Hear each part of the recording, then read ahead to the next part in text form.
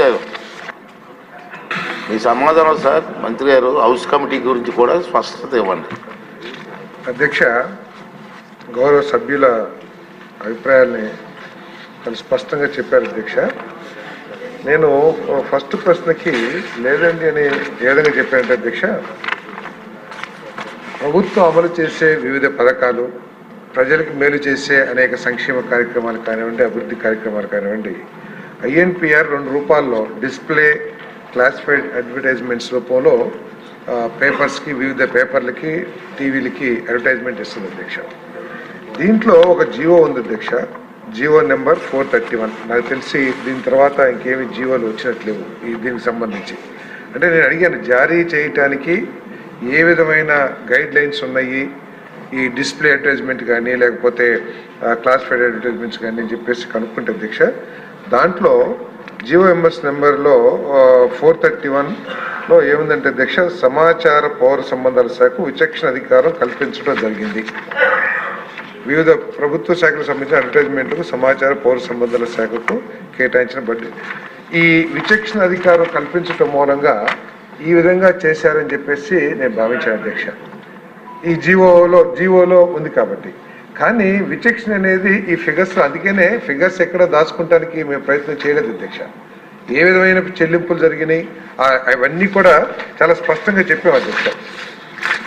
మన సాక్షి పత్రికకి 371 కోట్లు ఇస్తే అన్ని పత్రికలు కలిపి 488 కోట్లు మాత్రమే ఇచ్చాం అధ్యక్ష.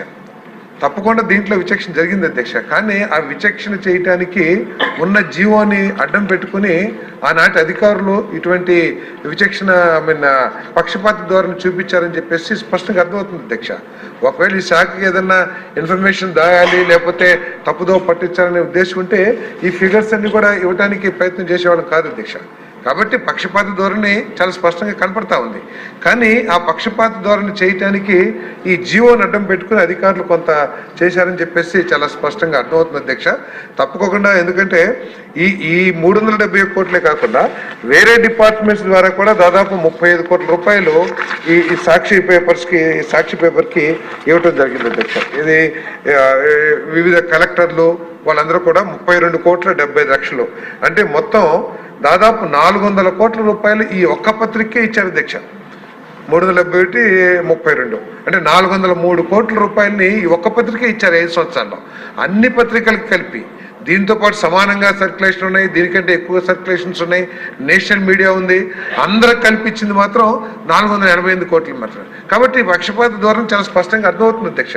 కాకపోతే అది చేయటానికి ఈ జీవోని అడ్డం పెట్టుకుని చేశారని చెప్పేసి ఉద్దేశం తప్పితే పక్షపాత ధోరణి లేదని చెప్పడానికి నేను ప్రయత్నం చేయట్లేదు అధ్యక్ష. తప్పకోకుండా ఏదైతే చేశారో అంటే కొన్ని నేను డిపార్ట్మెంట్లో కూడా ఎంక్వైరీ చేస్తే ఏంటంటే కొన్ని పత్రికలు పేమెంట్లు రావట్లేదని చెప్పేసి వాళ్ళు అడ్వర్టైజ్మెంట్స్ తీసుకుంటాం కూడా మానేశారని చెప్పేసి కూడా నాకు సమాచారం ఉంది అధ్యక్ష. ప్రత్యేకంగా ఈనాడు ఏదైతే ఉందో వాళ్ళకి చాలా పేమెంట్లు, చాలా డ్యూస్ ఉన్నాయి, ఆ డీటెయిల్స్ కూడా ఇచ్చాము. ఆ పేమెంట్స్ రాకపోవటం మూలంగా వాళ్ళు అసలు ఈ అడ్వర్టైజ్మెంట్స్ తీసుకుంటాం కూడా ఆపేశారని చెప్పారు అధ్యక్ష. సో కాబట్టి దీంట్లో జరిగింది. తప్పకుండా దీంట్లో ఎంక్వైరీ చేస్తాం అధ్యక్ష. దాంట్లో ఎటువంటి తర్వాత పత్రికల్లో వీటిలో పక్షపాత ధోరణి చాలా స్పష్టంగా కనపడుతుంది. కాబట్టి దాని మీద తప్పకుండా చర్య తీసుకుంటాం. ఏదైతే ఈ జీవో ఏదైతే అన్నిటికీ ఇవ్వాలని చెప్పేసి ఏది సెక్రటేరియట్స్ అన్నిటికీ ఇవ్వాలని ఏదైతే ఉందో అవన్నీ కూడా ఈ డిపార్ట్మెంట్కి సంబంధం లేదు అధ్యక్ష. వేరే శాఖ సాక్షి పేపర్ సచివాలయాల్లో కొనాలి అన్న జీవో ఏదైతే ఇచ్చారో ఈ శాఖ ఇవ్వలేదు అధ్యక్ష. అదేవిధంగా డిజిటల్ కార్పొరేషన్ కూడా ఐఎన్పిఆర్ పరిధిలోకి రాదు అధ్యక్ష.